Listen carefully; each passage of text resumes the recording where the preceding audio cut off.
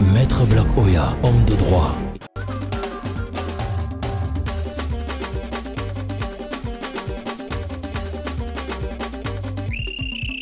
Souffrez de m'écouter.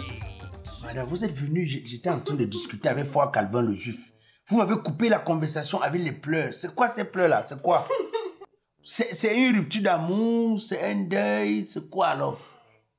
Maître, c'était une rupture d'amour, maître. Ça aurait été mieux. Mais je suis une victime de Dubaï. Mais ce quoi ça? Attends, donc, ma chérie, tu fais partie de Dubaï Porti-Porta? Oui, maître. Attends. Si je comprends bien, ce que je lis sur les réseaux sociaux là, dont j'entends parler par tout le monde là, tu es une victime oculaire. Ça s'est arrivé comment? Comment tu as fait pour partir du Cameroun pour Dubaï? Comment ça s'est fait? Ça s'est fait comment? Maître. Mais vous savez comment le dehors est mauvais. Comment la vie est dure, maître. Même, c'est-à-dire que la vie même est étonnée de la dureté de la vie. En fait, maître, vous-même vous êtes conscient de tout ce qui se passe sur les réseaux sociaux. Que ce soit Facebook, YouTube, dans toutes les plateformes, maître. Avec tout ce que les filles de Facebook passent le temps à nous montrer sur les réseaux sociaux, comment elles vivent bien, elles ne souffrent pas, elles roulent dans les grosses voitures, elles vivent dans le luxe, maître. Et tu n'as pas compris que tout ce qui brille n'est pas le diamant. Souvent, c'est même les quoi de menthe là. Mais c'est tout cela qui m'a poussé à voir un peu plus loin, c'est-à-dire aller à Dubaï, maître. En fait, je me suis dit qu'à Dubaï, la vie était rose et qu'on pouvait ramasser de l'argent à terre comme du papier. Ne pleure pas, ne pleure pas. Quand tu pleures, ça étouffe. On dit qu'en Afrique, les conséquences valent mieux que les conseils. Au moins, tu as appris quelque chose avec l'expérience que tu as vécue. Donc, moi, je crois que c'est mieux que tu racontes de manière cohérente l'histoire, afin que d'autres personnes, ça puisse les sensibiliser. Vas-y. Et quand tu es arrivé à Dubaï, ça s'est passé comment? Maître, quand je suis arrivée à Dubaï, c'est vrai que j'ai passé du bon moment là-bas. Mais après, un jour, il y a certains hommes qui nous ont rassemblés dans une salle et qui nous ont montré tout ce qui s'est passé à Dubaï. Ils ont fait comprendre que toutes les voitures qu'on voit, ces filles, ces influenceuses la roulent. En fait, voilà ce qu'ils font pour avoir tout cela. Ils nous ont obligés, mais ils nous ont obligés à manger les excréments. Attends, donc, c'est à quoi? Ta bouche devient le cabinet. Oui, mais on n'avait plus de choix. Ils avaient tout pris. On ne pouvait plus rentrer, maître. On n'avait pas le choix, on était obligé de manger pour avoir de la vie. J'ai dit aux gens que tout ce qui brille, ce n'est pas le diamant. Souvent, c'est les cristaux de menthe. Ils pensent que je mente. Ils pensent que je mens. Donc, ils t'ont amené ici disant que voilà. Oui, tu arrives là-bas. Maître, il faut que cette femme-là nous montre tout ce qu'elles font pour avoir cette vie-là qu'elle passe le temps à mener sur les réseaux sociaux. Il faut qu'elle nous montre les étapes qu'elles ont empruntées pour arriver où elles sont. Maître, s'il vous plaît, aidez-moi. Bon, dis-moi ma fille, j'ai dit, hein, quand les gens lâchent, ça ne sent pas. Les odeurs ne vous étouffent pas. Vous supportez quand même. Ça a quel goût? Ça n'a aucun goût, maître. On n'a pas le choix. Fais-moi voir tes dents. Fais-moi, montre tes dents, voir s'il te plaît. Parce que tu es d'abord entré ici, une odeur m'a un peu frappé. J'ai dit, hey, c'est un mauvais parfum qu'elle a mis, ou bien c'est quoi? Tu sais, ceux qui vont à Dubaï, quand ils rentrent de Dubaï, ils vont d'abord chez les dentistes. On change les dents. Parce que souvent, ça se colle sur les dents partout. Et maintenant, je me suis rendu compte que les gens qui rentrent de Dubaï, surtout les jeunes filles là, elles utilisent tous les parfums. Elles dosent les parfums sur elles, dosent les parfums. C'est après l'histoire d'une Porti-Porta que j'ai compris que souvent comme ça là, c'est pour chasser les odeurs. réussir à tout prix. Personne ne veut vivre à Bilongue. Personne ne va accepter que village, c'est un quartier de Douala.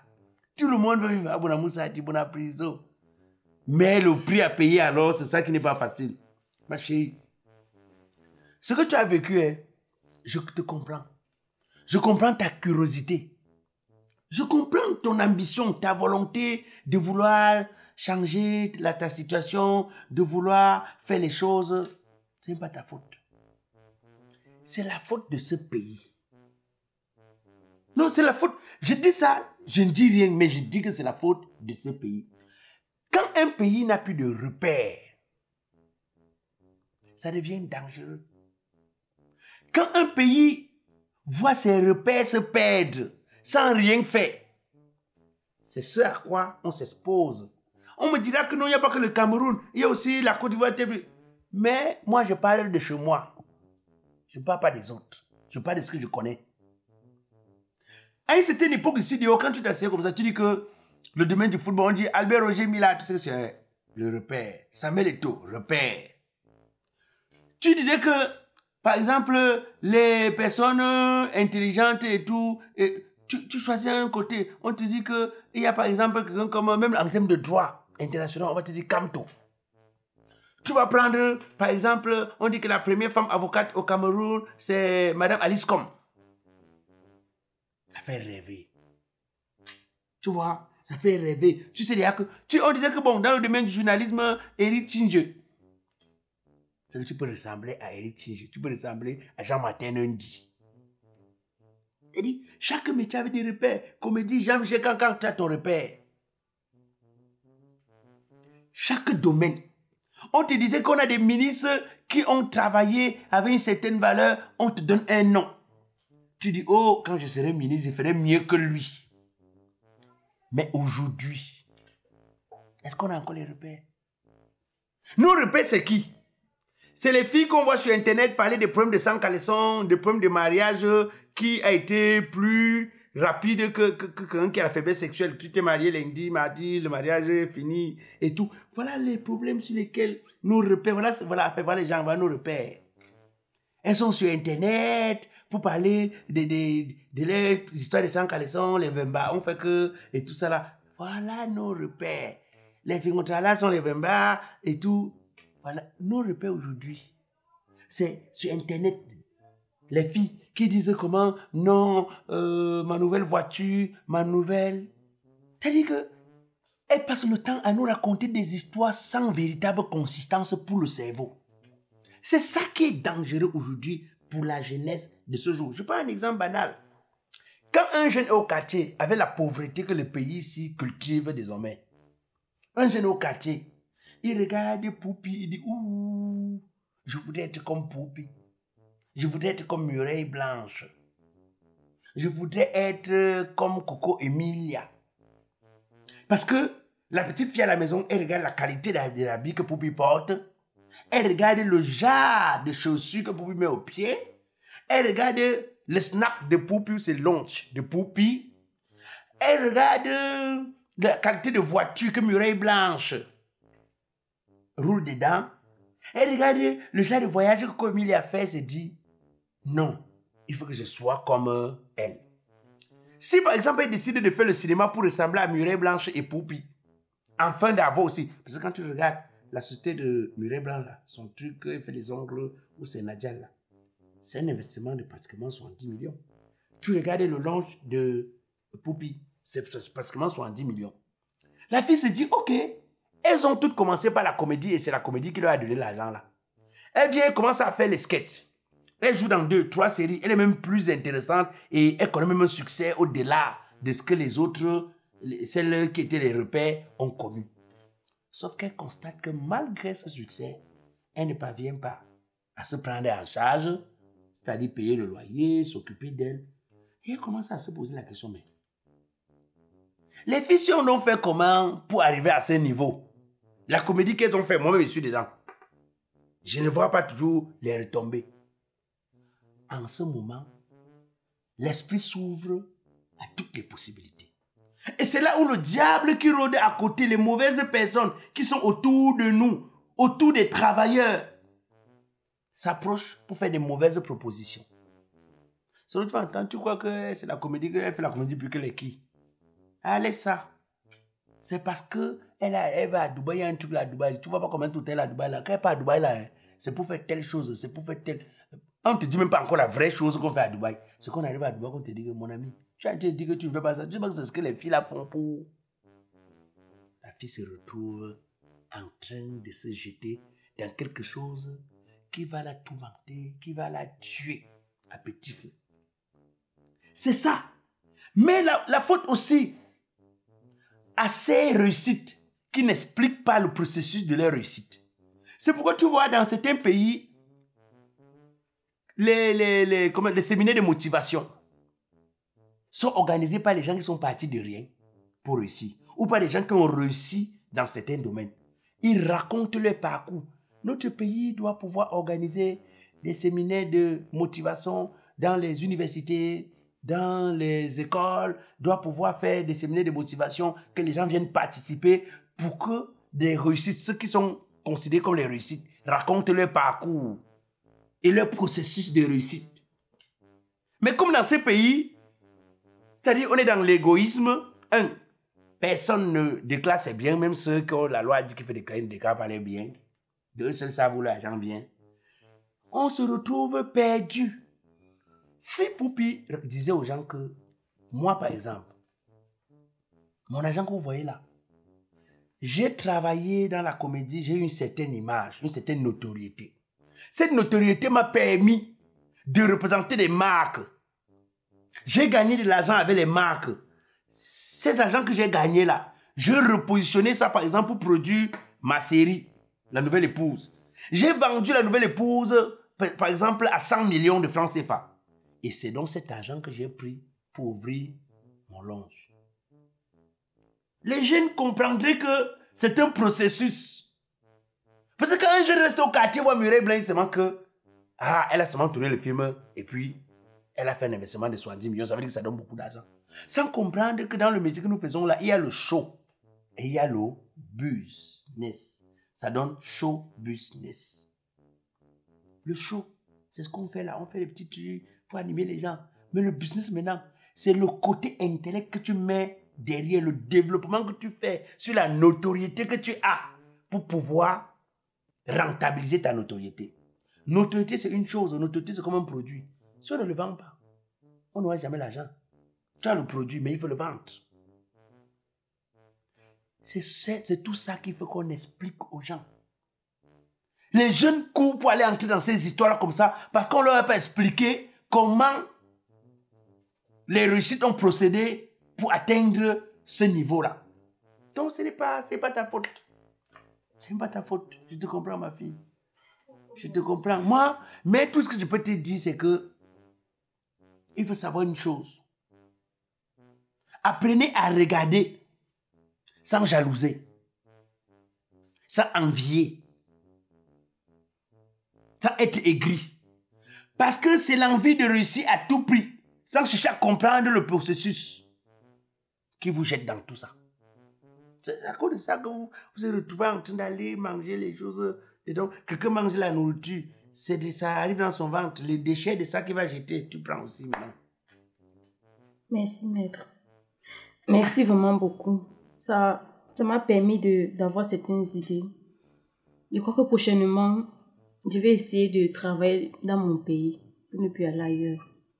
Oh, allez-y. Bonne journée, maître. Merci beaucoup. Oh, regarde. Tu vas voir ces siaroutes qui donnent ma part comme ça. Alors que pote a gâté.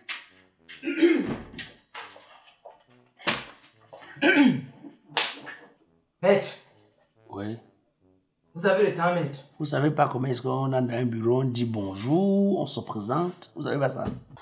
Je suis le grand humoriste Judas le Magnifique. Je pense que vous avez entendu parler de moi. Même la taille, tu n'as pas. Tu es un grand humoriste. Tu n'as pas de grandeur. Je ne suis pas venu pour les politesses ni pour vos sarcasmes. Parce qu'on m'a déjà parlé de vous, donc je sais à quoi m'en tenir, maître. Je voulais savoir si vous avez le temps pour votre signature. J'aimerais emmagasiner 1 million de signatures pour des pétitions. Tu es un homme politique? Non, c'est juste pour mon idéal, effectivement. Je suis aussi avec... Ah, c'est vous, non? Tu fais des droits de l'homme, non? Oui, une ONG qui s'occupe des droits de l'homme, s'il faut le dire ainsi. Mais maître, si je suis venu vous voir, c'est parce que je suis choqué, je suis indigné, maître. Vous voyez, je me bagarre beaucoup pour asseoir ma position. Et dans ma carrière, j'ai eu à rencontrer des gens pour qui je vois un certain respect, une certaine admiration. Vous voyez, je joue, il y a des gens qui me motivent, ils me faroutent, Mais il y a des femmes, une variété de femmes qui se croient un poil, un cran au-dessus de nous. Et ce qui me choque là-dedans, c'est quand je regarde la manière dont, je sais pas, elles parviennent à avoir cet argent. Après enquête, je me suis rendu compte que ces influenceuses sont en réalité des influencieuses. Des influencieuses. Non, on les appelle maintenant comment là? Les influences caca. Donc ces filles qui vont aux Émirats Arabes Unis, en Arabie Saoudite, au Koweït, ainsi de suite, qui viennent se pavaner et nous font croire qu'elles vivent dans l'opulence. Maître, en réalité, c'est des toilettes humaines. C'est ça qui me déchire. Ce que deviennent nos sœurs lorsqu'elles vont là-bas.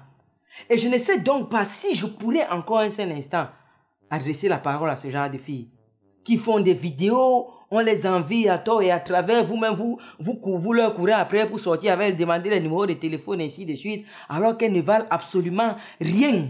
C'est à se demander si on ne peut pas chercher à attaquer les gens qui les mettent dans ces réseaux mafieux pour les envoyer à Dubaï, maître. Monsieur, je vais vous dire quelque chose. Vous savez que l'histoire de Portassi là, c'est arrivé de donner l'impression comme si Dubaï c'était un mauvais endroit où il ne faut pas aller, mauvaise destination. J'ai dit zéro. J'ai dit zéro. Mais moi, je vous ai religieusement écouté. Vous avez dit que Dubaï, ce n'est pas à son apanage qu'il y a le porti-porta ou porta-porti. Il y a ça un peu partout, même ici. Vous avez raison, parce que moi, je suis un adepte des films et des vidéos pornographiques. Je regarde aussi souvent ça, où on chie dans les gueules des femmes. Ça s'appelle le rough porn, ou encore le nasty porn, donc les trucs qu'on fait dans les ghettos et tout. Et moi, je me dis que c'est des gens qui ont ces fantasmes diaboliques et sataniques. Ces sectaires-là, ces gens qui trempent dans des conditions un peu affreuses, occultes, qui sont maintenant obligés de faire en sorte qu'au lieu maintenant, parce qu'au départ, ils évacuent d'abord ce que les gens mangent, maintenant, ces filles-là mangent ce que les gens évacuent. Et ils vont se placer devant nous. J'ai même vu récemment une fille qui a fait un commentaire, le caca, c'est la vie, vous ne savez pas que dans le caca, il y a des protéines, parce qu'elle veut se rendre intéressante. Mais ça, ce n'est pas de la sorcellerie à l'état brut. Est-ce que vous savez qu'une fille qui mange le caca, elle a moins de 2 ans pour vivre? C'est scientifiquement prouvé, maître. Mais c'est quoi ces conneries? Est-ce que la personne gagne là facilement? Est-ce que c'est une façon honorable de gagner l'argent, ça? Mais vous étiez là-bas, non? Vous l'avocat, je les connais. J'étais avec eux. Maître, on m'a dit que vous étiez à Dubaï, que vous connaissez les mécanismes chez Napivero Cargo. Moi, j'étais à Dubaï, je savais même que Porti Porta existe là-bas. Si vous connaissez qu'il y avait l'hôtel Porti Porta, il devait demander ça. Maître, vous n'êtes pas sûr que vous-même aussi on a eu à chier dans votre gueule, parce que depuis que je suis assis là, il y a une odeur un peu familière là qui me parle. Alors je préfère rentrer chez moi. Mon petit. Monsieur, à vous regarder, vous êtes avec ce petit bordel qui dit que non. Quand j'entre aux toilettes, les voisins demandent de fermer les portes. Je sais, on connaît ça, maître. Moi, je ne peux pas. Quand rien que l'odeur de ma part, la personne s'étouffe. Je peux prendre le risque d'aller même seulement passer à côté pour quelqu'un. Porti Porta.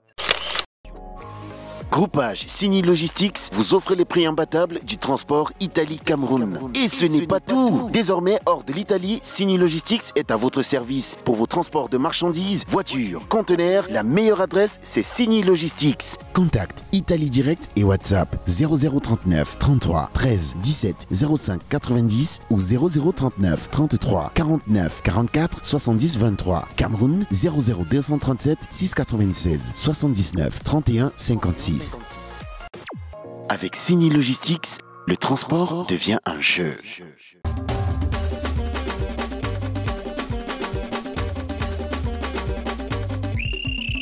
Souffrez de m'écouter. Je suis Didier Arafat alias Black Oya le Métis, humoriste biodégradable, président du comité de normalisation de la musique camerounaise. Même si je tape les casseroles, vous allez seulement danser. Les enfants, arrêtez de vous amuser car c'est l'heure de la vraie musique. On y va. Arachide, beignet, caramel, bonbon, conchap. Arrête l'autre là, il n'y a pas la vitamine dedans.